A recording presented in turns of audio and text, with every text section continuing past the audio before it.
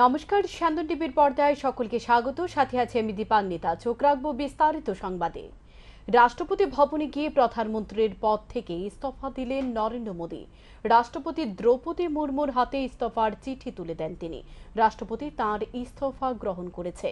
একই সঙ্গে নতুন সরকার গঠন না হওয়া পর্যন্ত এ পদের দায়িত্ব সামলাতে মোদীকে অনুরোধ করেছেন মুর্মু। সবকিছু ঠিক থাকলে তৃতীয়বারের জন্য সরকার গঠন করতে চলেছে এনডিএ সূত্রের খবর। আগামী শনিবার ৮ জুন মোদী প্রধানমন্ত্রী হিসেবে তৃতীয়বারের জন্য শপথ নিতে চলেছেন। তার আগে নিয়ম অনুযায়ী পদ থেকে সরে দাঁড়ালেন তিনি। বুধবার বিলোনিয়া পুরাতন টাউন হলে পশ্চিম ত্রিপুরা আসনে জয়ী বিজেপি প্রার্থী বিপ্লব কুমার দেবকে সংবর্ধনা জানানো হয়। ৩৫ বিলোনিয়া মণ্ডলের পক্ষ থেকে এই দিনে সংবর্ধনা অনুষ্ঠানে আয়োজন করা হয়। মণ্ডলের পক্ষ থেকে বিপ্লব কুমার দেবের হাতে পুষ্পস্তবক তুলে দিয়ে শুভেচ্ছা জানানো হয়। বিপ্লব কুমার দেব সংবাদ মাধ্যমের মুখোমুখি হয়ে জানান, কংগ্রেস এবং সিপিএম পশ্চিম ত্রিপুরা আসন থেকে মাত্র 23% ভোট পেয়েছে। বাকি সকলের ভারতীয় জনতা পার্টিকে ভোট দিয়েছে। তাই তাদের মধ্যেও রয়েছে কংগ্রেস ও সিপিএম কর্মী। তার জন্য পশ্চিম ত্রিপুরা আসনের প্রত্যেক বুথের কার্যকর্তাদের কাছে আহ্বান জানানো হচ্ছে প্রত্যেক বাড়িতে গিয়ে যাতে মানুষকে ধন্যবাদ জানানো হয়, কারণ সকলে ভোট না দিলে এত বড় জয় সম্ভব হতো না বলে অভিমত ব্যক্ত করলেন বিপ্লব কুমার দেব। তিনি বলেন, আগামী দিনে সবকা সাথ সবকা বিকাশের লক্ষ্য নিয়ে সবার সাথে মিলেমিশে রাজ্যের উন্নয়ন করতে চান। আমি বলবো আপনাদেরকে, এই যে 73% ভোট এসছে, বিধানসভা আমাদের কাছে প্রায় 39%-এর কাছাকাছি ভোট ছিল। এবার এটা 73%, কত পার্সেন্ট বেড়েছে? হ্যাঁ, কত? 34%। অ্যাসেসমেন্ট করা যেতে পারে এক বছরের মধ্যে 34% ভোট বেড়ে যাওয়া। এক বছর কি, ফেব্রুয়ারিতে তো ইলেকশন হয়েছে, ফেব্রুয়ারি, মার্চ, এপ্রিল, এপ্রিলে ভোট হয়ে গেছে, মানে 3-3.5 মাসের মধ্যে। দেশের মানুষের ইচ্ছা ও আকাঙ্ক্ষা এ রাজ্যে প্রতিফলন ঘটাতে পারেনি বিরোধীরা। এনডিএ নেতৃত্ব সরকার গড়া উচিত। বুধবার লোকসভা নির্বাচনের ফলাফল নিয়ে একথা বলেন রাজ্যের বিরোধী দলনেতা জিতেন্দ্র চৌধুরী। 2024 লোকসভা নির্বাচনে জনগণ বিশাল প্রতিবন্ধকতাকে উপেক্ষা করে দেশের সংবিধান ও গণতন্ত্র বাঁচানোর জন্য চেষ্টা করেছে। ফলাফল দেশের ইতিহাস বহু বছর লেখা থাকবে এবং মানুষের মনে থাকবে। বিশেষ করে এই ফলাফল দেশের গণতন্ত্র রক্ষার প্রথম ধাপ। আগামী দিন আরো বড় বিজয়ের জন্য দেশ অপেক্ষা করছে, এটা আত্মবিশ্বাসের সাথে বলা যায়। বুধবার লোকসভা নির্বাচনের ফলাফল নিয়ে একথা বলেন রাজ্যের বিরোধী দলনেতা জিতেন্দ্র চৌধুরী। তিনি বলেন, বিজেপির ভোটের আগে স্লোগান তুলেছিল আপকি বার 400 পার, কিন্তু 300 পার হতে পারল না বিজেপি। তিনি আরো বলেন, গত 10 বছরে দেশের শাসন ক্ষমতায় থেকে সমস্ত সাংবিধানিক প্রতিষ্ঠানকে অপব্যবহার করে এবং মার্সেল পাওয়ার সহ অগণিত কালো টাকা ব্যবহার করেও এই ফলাফল বিজেপির জন্য বড় পরাজয়। তাই এই ফলাফল দেশের গণতন্ত্রের ও জনগণের বিশাল জয়। তিনি আরো বলেন, সারা দেশের মানুষের ইচ্ছা ও আকাঙ্ক্ষা এ রাজ্যে প্রতিফলন ঘটাতে পারেনি বিরোধীরা। এটা ফলাফলে বলে দিয়েছে। তাই বিরোধীদের দুর্বলতা চিহ্নিত করে আগামী দিন লড়াই এগিয়ে নিয়ে যেতে হবে বলে জানান তিনি। শ্রী চৌধুরী আরো বলেন, এনডিএ নেতৃত্বে সরকার গড়া উচিত, কারণ পার্লামেন্টে এখন আর স্বাধীনভাবে আইন পাস করতে পারবে না। জনগণের স্বার্থের কথা চিন্তা করে আইন পাস করতে হবে। সুতরাং নরেন্দ্র মোদীকে এখন গণতন্ত্রের পাঠ দিতে হবে। এটাই এবার নির্বাচনের সবচেয়ে বড় পাওনা বলে জানান তিনি। তো আমি সেভাবেই দেখছি, এবং এটা সংবিধান রক্ষায় এবং গণতন্ত্র পুনরুদ্ধারে এই দেশের মানুষের এটা প্রথম ধাপ। আগামী দিন আরও বড় বিজয়ের জন্য দেশ অপেক্ষা করছে। অন্তত সগর্বে আত্মবিশ্বাসের সাথে কথা বলা যায়। শাসক প্রথম থেকেই বলছিল 400 পার, কিন্তু দেখা গেছে 300 পার করতে পারেনি। তাইটাই বলছি আমি যে আপকি বার 400 পার, এবং বিজেপি একাই 370। বিজেপি সে জায়গায় 270 পেল না। 400 পার স্লোগান তুলেছিল, 300 পার হতে পারল না। একটা শাসক দল সমস্ত সাংবিধানিক প্রতিষ্ঠানকে অপব্যবহার করে ইডি, সিবিআই, ইনকাম ট্যাক্স, তারপরে হলো মাসেল পাওয়ার, সাথে অগন্তি কালো টাকা, তারপরও তাদের এই রেজাল্ট এ তো বিশাল পরাজয়। নৈতিক পরাজয় তো বটেই, আমি বলবো সংখ্যাতত্ত্বের দিক থেকেও এটা বিজেপির বিশাল পরাজয় এবং দেশের জনগণের এবং গণতন্ত্রের বিশাল জয়।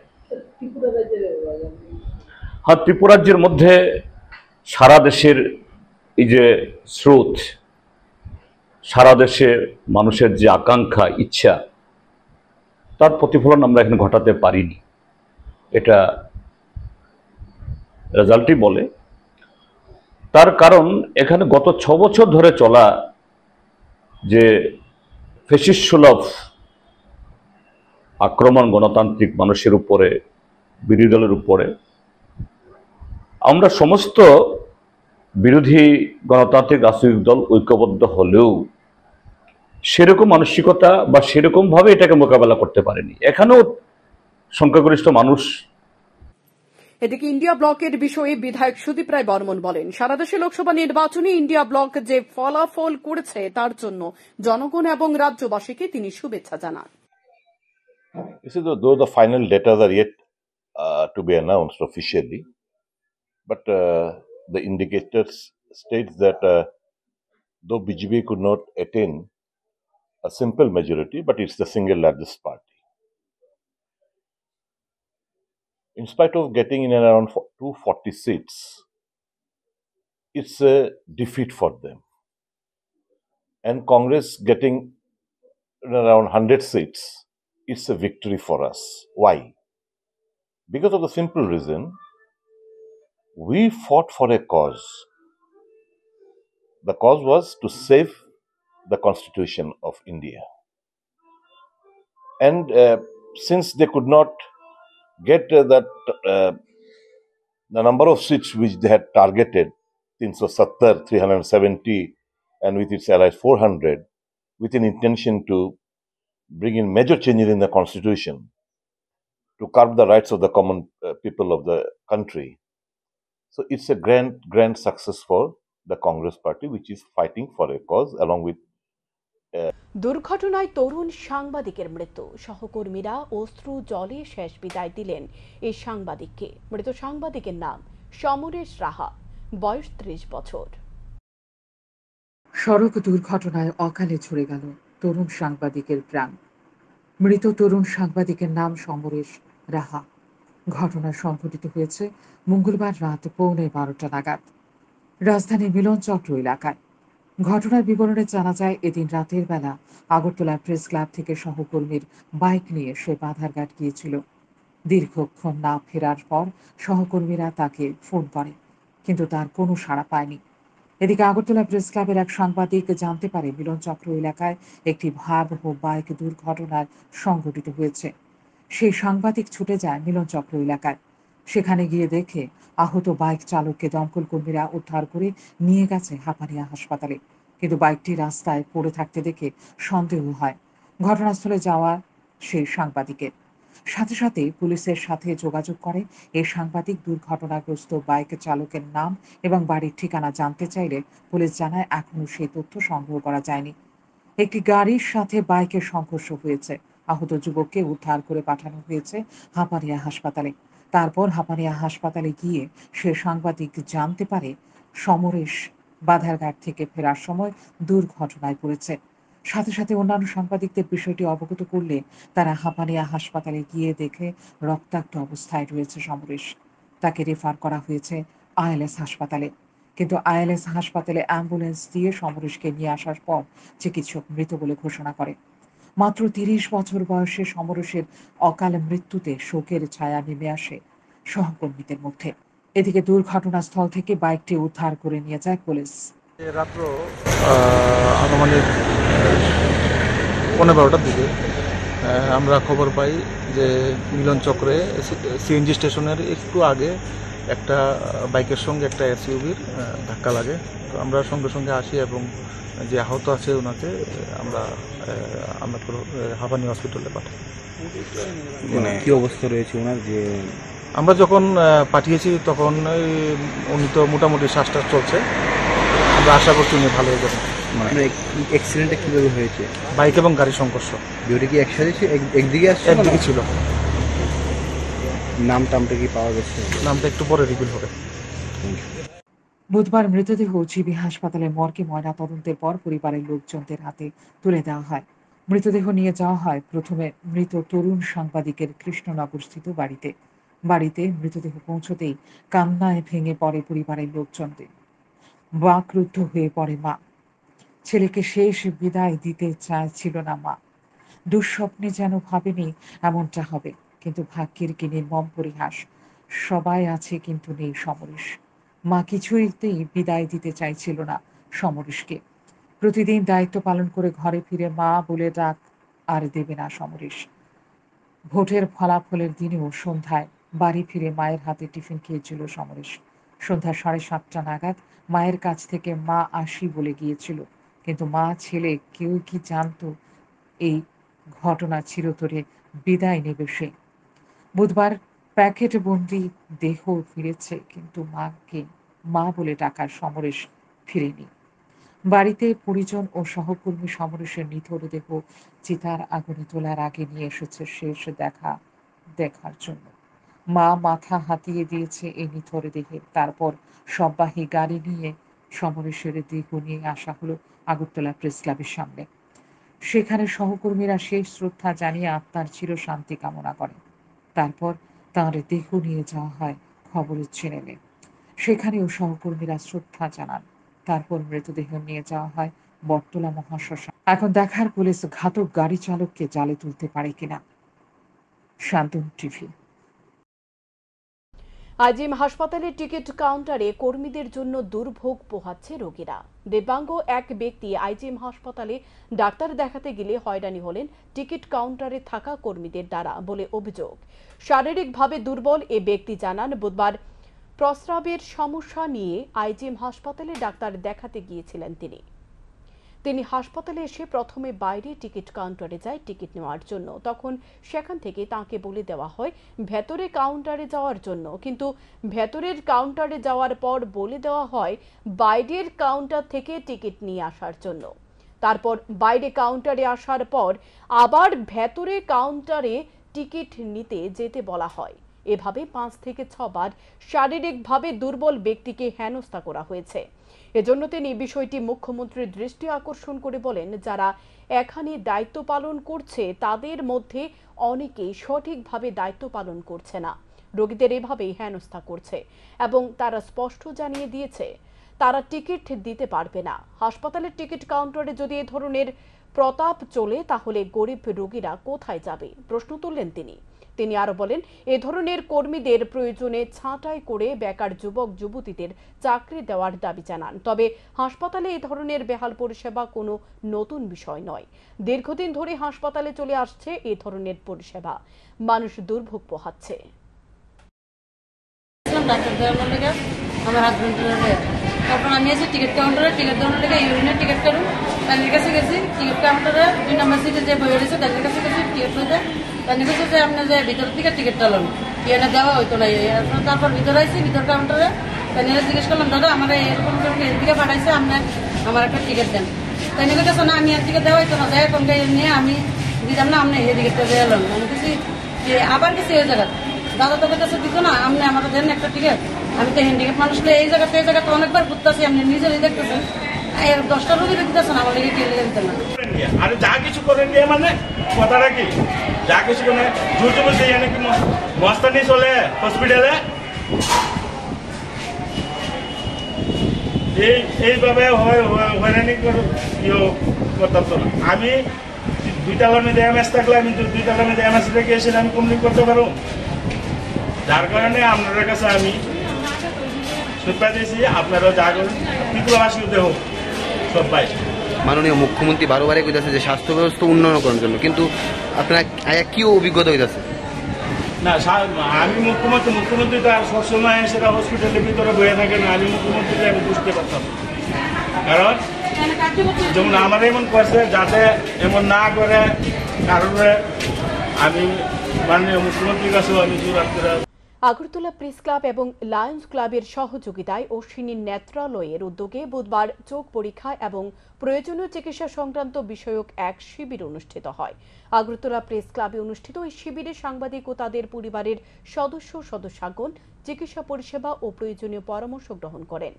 শিবিরের শুভ উদ্বোধন করেন আগরতলা প্রেস ক্লাবের প্রাক্তন সভাপতি তথা স্যান্দন পত্রিকা ও স্যান্দন টিভির সম্পাদক সুবল কুমার দে। তিনি বক্তব্য রেখে বলেন, চোখের প্রতি সকলের যত্ন নেওয়া প্রয়োজন। চিকিৎসকের পরামর্শ অনুযায়ী চোখের যত্ন নিলে চোখ সুরক্ষিত থাকে। এ বিষয় নিয়ে কেউ যাতে গাফিলতি না করে তার জন্য আহ্বান জানিয়েছেন বরিষ্ঠ সাংবাদিক তথা স্যান্দন পত্রিকা ও টিভির সম্পাদক সুবল কুমার দে। পাশাপাশি তিনি এদিন উদ্যোক্তাদেরও প্রশংসা করেছেন। আগামী দিনে এই ধরনের কর্মসূচি অব্যাহত রাখার জন্য আহ্বান জানান তিনি। এদিন বেলা 11টা থেকে বিকেল পর্যন্ত চলে এ শিবির। আয়োজিত শিবিরে এদিন এছাড়া উপস্থিত ছিলেন আগরতলা প্রেস ক্লাবের যুগ্ম সম্পাদক অভিষেক দে, সভাপতি জয়ন্ত ভট্টাচার্য সহ অন্যান্য সদস্যরা। ডায়াবেটিস লক্ষণ না থাকলেও ডায়াবেটিস পরীক্ষা করাবেন, রক্ত পরীক্ষা করাবেন। ডায়াবেটিস লক্ষণ না থাকলেও ডায়াবেটিস পরীক্ষা করাবেন, রক্ত পরীক্ষা করাবেন। ডায়াবেটিস লক্ষণ না থাকলেও ডায়াবেটিস পরীক্ষা করাবেন, রক্ত পরীক্ষা করাবেন। সর্বভারতীয় প্রবেশিকা পরীক্ষায় প্রথম স্থান অর্জন করেছে রাজ্যের কৃতী ছাত্র চাঁদ মল্লিক। তার এই সফলতার জন্য শুভেচ্ছা জানিয়েছেন মুখ্যমন্ত্রী ডক্টর মানিক সাহা। সর্বভারতীয় প্রবেশিকা পরীক্ষায় অর্থাৎ নেট ইউজিতে প্রথম স্থান অর্জন করেছে রাজ্যের কৃতী ছাত্র চাঁদ মল্লিক। রাজধানীর রামনগর 2 নম্বর রোডের বাসিন্দা চন্দন মল্লিকের ছেলে চাঁদ মল্লিক 720 নম্বরের পরীক্ষার মধ্যে 720 পেয়ে সারা দেশের মধ্যে তার প্রথম র্যাঙ্ক এসেছে। দুজন শিক্ষক এবং ইউটিউবের সহযোগিতায় সে এই ফলাফল করতে সফল হয়েছে বলে জানান সংবাদ মাধ্যমকে।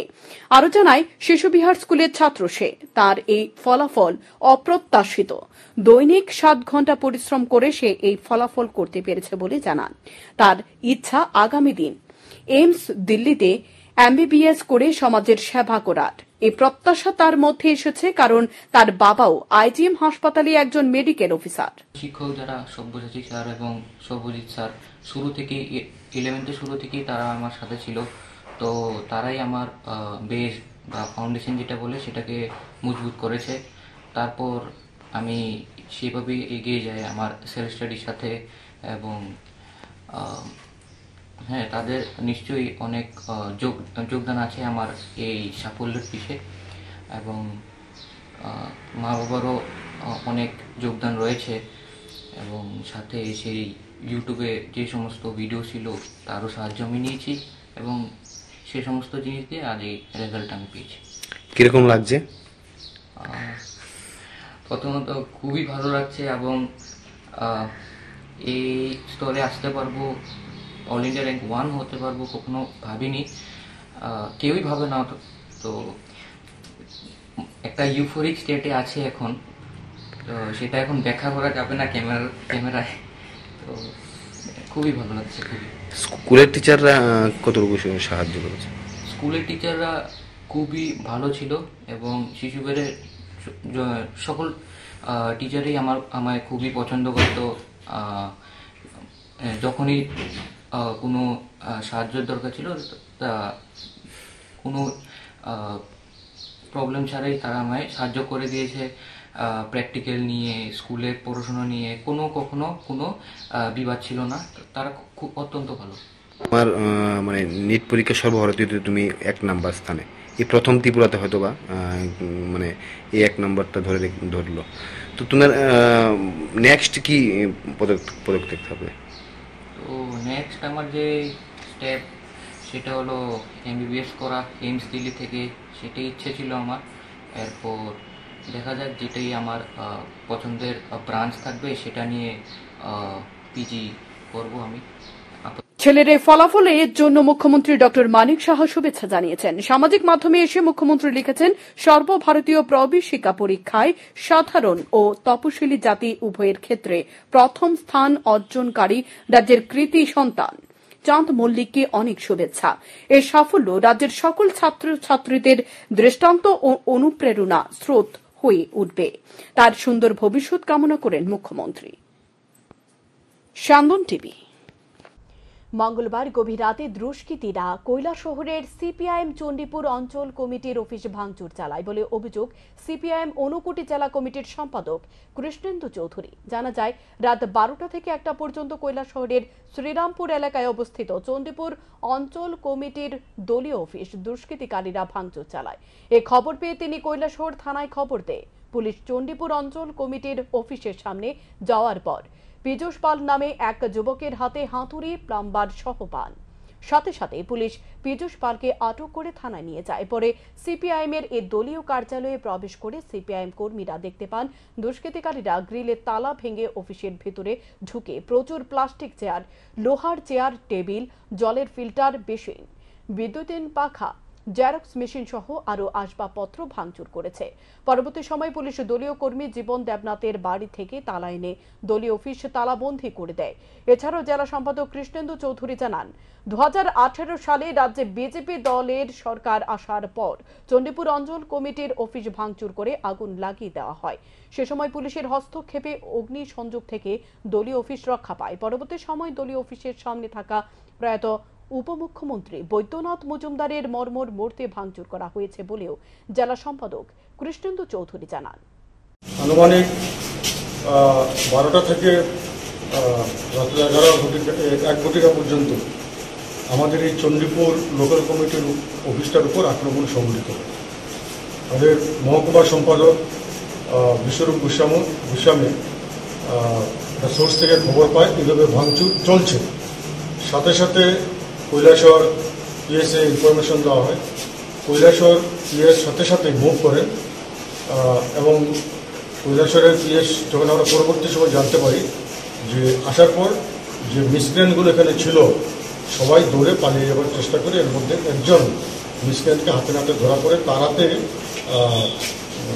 প্লাস, তারপরে হেমার, হাতুড়া এগুলো হাতে ছিল এবং তাকে রাত্রিবেলায় তাকে ধরে নিয়ে যায় প্রীতম পাল নামে স্থানীয় বাসিন্দা, তাকে নিয়ে যায়। অসহায় ফুটপাত ব্যবসায়ীর দোকান ভাঙচুর করল দুষ্কৃতীকারীরা। এমনকি পাশে এক ব্যবসায়ীর ব্যবসা প্রতিষ্ঠান রাতের আঁধারে ভেঙে চুরমার করে দিল দুষ্কৃতীকারীরা। ঘটনা চরিলাম রামকৃষ্ণ আশ্রম এলাকায়। জানা যায়, চরিলাম রামকৃষ্ণ আশ্রমের পাশে মনোরঞ্জন দেবনাথ নামে এক ব্যবসায়ীর ব্যবসা প্রতিষ্ঠান মঙ্গলবার গভীর রাতের আঁধারে ভেঙে চুরমার করে দিল দুষ্কৃতীকারীরা। এ ব্যবসা প্রতিষ্ঠানটি ঠিক ছিল মনোরঞ্জন দেবনাথের। তিনি এই দোকান দিয়ে সংসার প্রতিপালন করতেন। কিন্তু মনোরঞ্জন দেবনাথ জানায়, বুধবার সকালে ঘুম থেকে উঠে ব্যবসা প্রতিষ্ঠানে এসে দেখেন রাতের অন্ধকারে দুষ্কৃতীকারীরা তার এই প্রতিষ্ঠানটি ভেঙে চুরমার করে দেয়। দুষ্কৃতীকারীরা আমার টঙ্কা ভেঙেছে। আমি ছোট্ট একটা ক্ষুদ্র ব্যবসায়ী। আমি এটা দিয়ে আমার দুইটা ছোট্ট ফ্যামিলি, দুইটা মেয়ে, একটা মেয়ে কলেজে পড়ে আর একটা ছোট, এটা দিয়ে আমি কোনো চট করে আমি চট করে বিক্রি করে প্রশ্ন ছিল। তারপর রাত্রেবেলায় দুষ্কৃতীকারী এটা আমার বাড়ি চরিলাম রামকৃষ্ণ আশ্রমের কাছে। আমি সরকারের কাছে একটু প্রার্থনা যে আমার অপরাধ একটু আমার যাতে এই যে ভাঙছে এইটার যে আমার আমাকে সাহায্য করলে আমি একটু উপকৃত হন। এরা আমার চলার মতো বা তারা আমার কোনো রাস্তা নাই। এটা এমন ভাঙছে যে আমি কিছু করার যে নিজের টাকা পয়সা দিয়ে এই ক্ষমতা আমার নাই। আমি সরকারের কাছে এটি আবেদন আমার যাতে কিছু টাকা সাহায্য, আর্থিক সাহায্য যেতে আমার, সেটাই আমি চাইতেছি। আপনার নাম কি? আমার নাম মনোরঞ্জন দেবনাথ। আপনার স্ত্রী? আমার স্ত্রী। নাম কি আপনার? আপনার দুজনে মিলে দোকানটা চালান? দুজনে মিলে কষ্ট মতো এই দোকানটা চালান। এটার দ্বারা আমরা পুরো সংসার।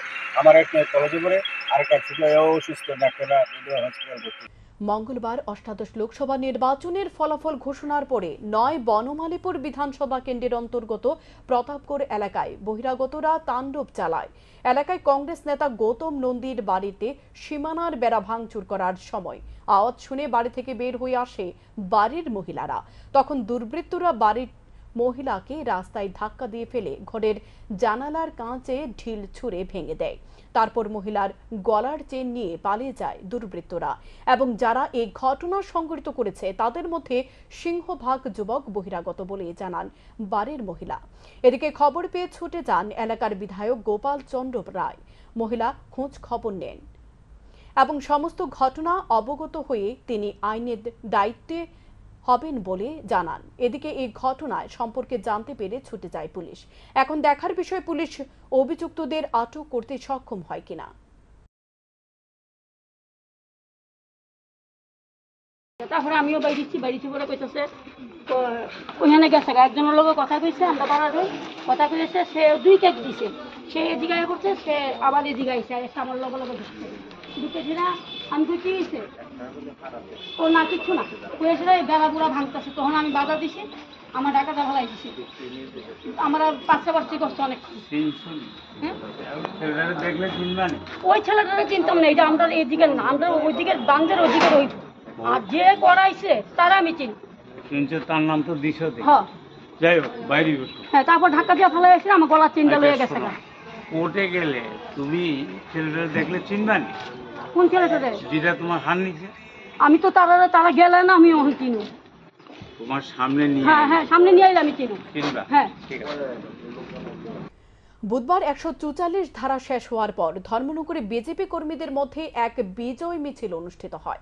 এই মিছিলে নেতৃত্ব দেন ত্রিপুরা বিধানসভার অধ্যক্ষ তথা স্থানীয় বিধায়ক বিশ্ববন্ধু সেন, পুর পরিষদের চেয়ারম্যান প্রদ্যুৎ দে সরকার সহ বহু কর্মী সমর্থকরা। অধ্যক্ষ বিশ্ববন্ধু সেন বলেন, এ নিয়ে মোদী তৃতীয়বার প্রধানমন্ত্রী হতে চলেছেন, যা একটা রেকর্ড। ভারতের ইতিহাসে জওহরলাল নেহরুর পর আর কেউ তৃতীয়বার প্রধানমন্ত্রী হতে পারেননি। পশ্চিম ত্রিপুরা আসনে বিপ্লব কুমার দেব এবং পূর্ব ত্রিপুরা সংরক্ষিত আসনে কৃতি সিং দেববর্মা যে বিশাল ভোটের ব্যবধানে জয়ী হয়ে ত্রিপুরা রাজ্য থেকে 2টি আসন মোদীকে উপহার স্বরূপ দিয়েছেন, তার জন্য মানুষকে ধন্যবাদ জানানো হচ্ছে। তিনি আরো বলেন, যেভাবে রাজ্যে 2টি আসনে বিজেপি জয়লাভ করেছে, সেই রকম জয় বামফ্রন্ট লাভ করলে এখানে চাঁদাবাজি, জুলুমবাজি, বোমাবাজি, এমনকি মানুষের উপর আক্রমণ সংঘটিত হতো। কিন্তু এখানে শুধুমাত্র স্লোগান বাদে কোনো ধরনের চাঁদাবাজি, জুলুমবাজি, বোমাবাজি, আক্রমণ এসব কিছুই হচ্ছে না। এটা হচ্ছে ভাজপার সংস্কৃতি। মানুষ ভোট গণনার পর ফলাফল নিয়ে যে যার বাড়ি চলে গেছে। আজকে 144 ধারা শেষ হবার পর বিজয় মিছিলে সামিল হয়েছে। বিজয় মিছিল নিয়ে ভারতীয় জনতা পার্টি ভারতবর্ষের জনগণের রায়ে তৃতীয়বারের জন্য আমাদের প্রাণপ্রিয় প্রধানমন্ত্রী নরেন্দ্র মোদীজি ক্ষমতাসীন হচ্ছেন, প্রধানমন্ত্রী রূপে শপথ নেবেন আগামী 4-5 দিনের মধ্যেই। সে আনন্দে সারা ভারতবাসী অবগাহন করছেন। পাশাপাশি আমাদের ত্রিপুরা রাজ্যেও আমরা দারুণভাবে সফল হয়েছি। আমাদের দুজন প্রার্থী, পশ্চিম ত্রিপুরার প্রার্থী, পূর্ব ত্রিপুরার প্রার্থী।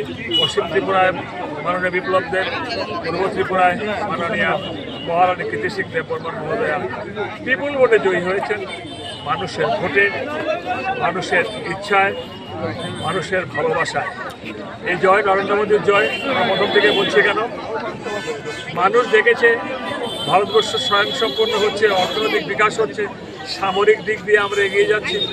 স্বাস্থ্য, চিকিৎসা, বাসস্থান, পানীয় জল, সার্বিক পরিস্থিতি, পরিবেশ, অর্থনৈতিক উন্নয়ন, সব দিক দিয়েই মোদীজি যেভাবে ভারতবর্ষকে এগিয়ে নিয়ে যাচ্ছেন, তারই প্রতিফলন এবার লোকসভা নির্বাচনে ভারতবর্ষ এবং ত্রিপুরা। তাই আজকে আমরা আনন্দে আজকের দিনটা কাটাবো। এবং লক্ষ্য করবেন আপনারা, আমাদের এই আনন্দের মধ্যে কিন্তু কোনো বোমাবাজি নেই, কোনো হই হুল্লা নেই, কোনো চিৎকার চেঁচামেচি নেই। গতকালকে কাউন্টিং হয়েছে, সমস্ত মানুষ যার যার খবর পেয়ে যার যার বাড়ি চলে গেলেন। রিভার্স হয়েছে ভাবুন, আজকে যদি সিপিএম রাজ্যের ক্ষমতায় থাকতো, সিপিএম এর আমলে যদি দুটো এই লোকসভা নির্বাচনে পরিবেশ দূষণ মুক্ত করা নিয়ে মানুষ সচেতন হোক আর না হোক, ঘটা করে অনুষ্ঠান করে চলেছে বিভিন্ন সরকারি দপ্তর। বুধবার বিশ্ব পরিবেশ দিবস উপলক্ষে বিভিন্ন দপ্তর সংস্থার পক্ষ থেকে মানুষকে সচেতন হওয়ার আহ্বান জানানো হয়। পাশাপাশি বৃক্ষরোপণ কর্মসূচির আয়োজন করা হয়। পরিবেশকে দূষণমুক্ত ও নির্মল রাখার কথা শুধুমাত্র কাগজে কলমে সীমাবদ্ধ থাকে, আর বিশেষ বিশেষ দিন উদযাপনের জন্য স্লোগান তৈরি হয়। কিন্তু আদতে কি আদৌ কোনো ফল পাওয়া যায়? মানুষ যত উন্নয়নের পথে এগুচ্ছে, ততই নিজের জন্য বিপদ ডেকে আনছে। বছরভর গাছ লাগানোর ভাবনার বাস্তবায়ন নেই। একের পর এক গাছ কেটে সেখানে উঠছে বিরাট ফ্ল্যাট। মানুষ এবং পরিবেশের মধ্যে গভীর সম্পর্ক রয়েছে। প্রকৃতি ছাড়া জীবন সম্ভব নয়, কিন্তু মানুষ এ প্রকৃতির ক্ষতি করে চলেছে প্রতিনিয়ত। অজান্তে নয়, জেনে বুঝে ঘটছে সবকিছু। আর প্রকৃতির দুর্যোগ এলে তারও সম্মুখীন হতে হবে মানুষকেই। আর মানব জাতির এই গাফিলতির ফল ভোগ করতে হবে অন্যান্য প্রাণীকুলকেও। একটি সুস্থ জীবনের জন্য প্রকৃতির সুরক্ষা এবং পরিবেশ রক্ষা করা আবশ্যক। এই লক্ষ্যে প্রতি বছর 5 জুন বিশ্ব পরিবেশ দিবস পালিত হয় সব দেশে। এর নির্ধারিত দিনে পরিবেশ সম্পর্কে মানুষকে সচেতন করা হয়, নানা অনুষ্ঠানের আয়োজন করা হয়। প্রতি বছরের মতো এ বছরও রাজ্য পরিবহন দপ্তর এবং বিদ্যুৎ দপ্তরের যৌথ উদ্যোগে বিশ্ব পরিবেশ দিবস উপলক্ষে পেট্রোল ডিজেল চালিত গাড়ির ধোঁয়া থেকে পরিবেশ দূষণ মুক্ত করতে ব্যাটারি চালিত গাড়ির দিকে নজর দেওয়ার জন্য একটি ইলেকট্রিক্যাল ভেহিকেল র্যালির আয়োজন করা হয়। রাজ্য পরিবহন দপ্তরের পুরনো কার্যালয়ে মূল অনুষ্ঠানটি অনুষ্ঠিত হয়। অনুষ্ঠানে উপস্থিত ছিলেন পশ্চিম জেলার ট্রাফিক এসপি মানিক দাস। তিনি পরিবেশ দূষণ নিয়ে উদ্বেগ প্রকাশ করে বলেন, মানুষ নিজের স্বার্থের জন্য পরিবেশকে প্রতিদিন নষ্ট করে চলেছে। তিনি আরও বলেন, পরিবেশকে কিভাবে নির্মল রাখা যায় সেদিকে গুরুত্ব দিয়ে প্রচুর পরিমাণে গাছ রোপণ করতে হবে বলে জানান তিনি। তো আমরা সচেতন নাগরিক হিসাবে আমাদের প্রথম দায়িত্ব হয়ে, যেহেতু আমরা বিভিন্নভাবে দূষিত করছি, তো কিভাবে সেটাকে প্রিভেন্ট করা যায়, প্রতিরোধ করা যায়। কারণ সুস্থভাবে আমরা যদি আমাদের নেক্সট জেনারেশনকে বাঁচাতে চাই, সবসময় আমাদের একটা নিশ্চিত প্ল্যানিং থাকে। তো সেই ক্ষেত্রে অনেক দিকগুলো আছে। তার মধ্যে আজকে আমরা দেখছি যে ভেহিকেলের পপুলেশন, আমরা ট্রাফিক স্মুথ ট্রাফিক ম্যানেজমেন্ট করতে গিয়ে, ট্রাফিক সম্পর্কে সচেতন করতে গিয়ে একটা স্টাডি করেছি, আমাদের রাজ্যের ক্ষেত্রেই বলি। তো 2012-তে আমাদের ভেহিকেলের সংখ্যা ছিল 2.5 লাখেরও নিচে, 2 লাখ কিছু ছিল। আর সেই সংখ্যাটা আমাদের যে 2023 যে ক্লোজিং ডিসেম্বর মাস পর্যন্ত আমরা দেখলাম প্রায় 7.5 লাখ। তো 3 গুণ বেড়েছে 10-12 বছরে। তো সেরকম ভাবে যে ভেহিকেল রাস্তায় নামা মানেই দূষণ। তো এখন দেখা গেছে যে একটা পাওয়ার ডিপার্টমেন্ট আজকে এটা সচেতন করছে, যেটা যে ইলেকট্রিক ভেহিকেল এনকারেজ করার জন্য, যাতে ইলেকট্রিক ভেহিকেল ব্যবহার করলে তার সুযোগ সুবিধা কি, সুফল কি। সবচেয়ে বড় যেটা আজকের দিনের প্রাসঙ্গিক বিষয় হল পরিবেশ দূষণ কম হবে। অপরদিকে ত্রিপুরা পেস্ট পলিউশন কন্ট্রোল বোর্ডের পক্ষ থেকে রবীন্দ্র শতবার্ষিকী ভবনের সামনে থেকে শুরু হয় একটি মিছিল। শহরের বিভিন্ন বার করে মানুষকে পরিবেশ রক্ষার জন্য সচেতন হওয়ার আহ্বান জানান তিনি। A very happy World Environment Day to all of you. This is a very important day. You see, like as a life form, we almost depend upon 3 things. One is air, the other one is water, the third is land. But unfortunately, these days, we are seeing all these 3 most important components, which we are in touch with every day, every moment, are being polluted constantly, mostly by anthropogenic factors. So we will have to sensitize the public regarding the importance of safeguarding the air, the water and the land. So the very purpose of this rally, the celebration of World Environment Day, is to sensitize all of us, the society, to safeguard these 3 most important environmental components. This line, we have taken up cycle rally on 2nd of June. Today we are starting with this program. There are several other programs. অপরদিকে বিশ্ব পরিবেশ দিবস উপলক্ষে town Indranagar স্থিত সংহতি ক্লাবের উদ্যোগে বৃক্ষরোপণ কর্মসূচি আয়োজন করা হয়। এলাকার পুরুষ মহিলা সকলে বিভিন্ন গাছের চারা রোপায়ণ করে পরিবেশ দূষণমুক্ত রাখার আহ্বান জানানো হয়। বিশ্ব পরিবেশ দিবসে বৃক্ষরোপণ কর্মসূচি। অন্যদিকে বিশ্ব পরিবেশ দিবস উপলক্ষে খোয়াই জেলা বন দপ্তরের উদ্যোগে আয়োজিত হয় বৃক্ষরোপণ কর্মসূচি। খোয়াই গণকি জাতীয় সড়ক চৌমুহনীতে বৃক্ষরোপণ কর্মসূচি অনুষ্ঠিত হয়। পরিবেশের ভারসাম্য রক্ষা বজায় রাখার জন্য খোয়াই জেলায় ৫,০০০ গাছ বিভিন্ন স্থানে রোপণ করা হবে খোয়াই জেলা বন বিভাগের উদ্যোগে।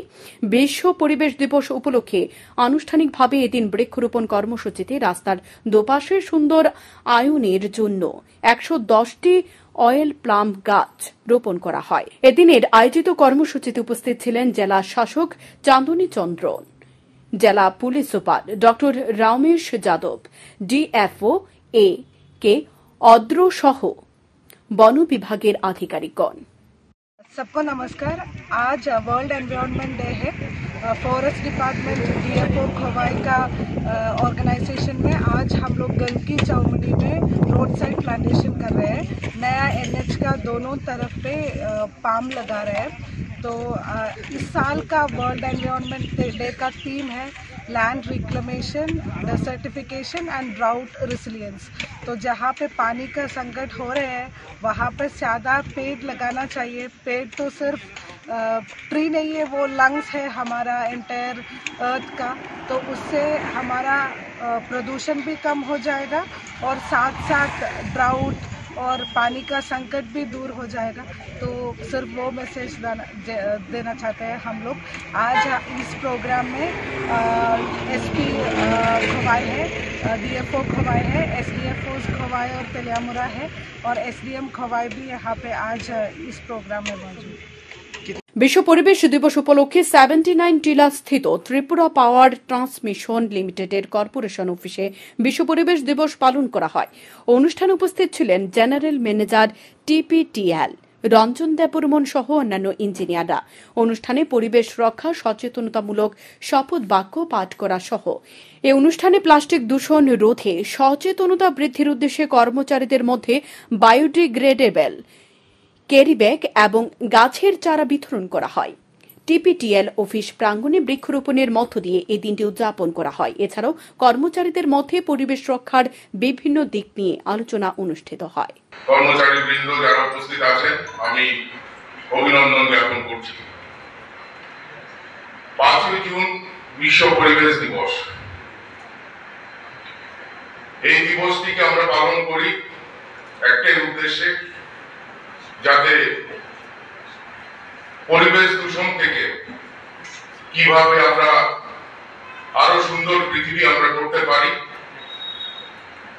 বিভিন্ন সচেতনতামূলক অনুষ্ঠানের মাধ্যমে সারা রাজ্যে বিশেষভাবে বিশ্ব পরিবেশ দিবস উদযাপন করা হয় এদিন। শ্যামদন টিভি। এখনকার মতো সংবাদ এ পর্যন্তই। চোখ রাখুন শ্যামদন টিভির পর্দায়। নমস্কার।